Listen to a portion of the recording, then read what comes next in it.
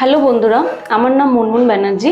আমি আজ তোমাদের সামনে এসেছি কিছু সাধারণ প্রশ্নের উত্তর দিতে। প্রথমে যে প্রশ্নটি করা হয় তা হলো, কত দিনের জন্য এসআইপি করা উচিত? 3 বছর, 5 বছর, 8 বছর এবং 12 থেকে 15 বছরের এসআইপি রিটার্ন একই রকম হওয়ার সম্ভাবনা কম। তারা দেখেছে যে এসআইপি গড়ে আপনাকে 13 থেকে 16% রিটার্ন দেয়, কিন্তু আমরা কি প্রতি বছর 13% বা 16% রিটার্ন পাই?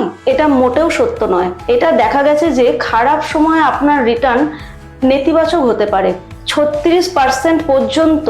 কিন্তু এর সমাধানটা কি? সমাধান হলো দীর্ঘ সময়ের জন্য বিনিয়োগ করা।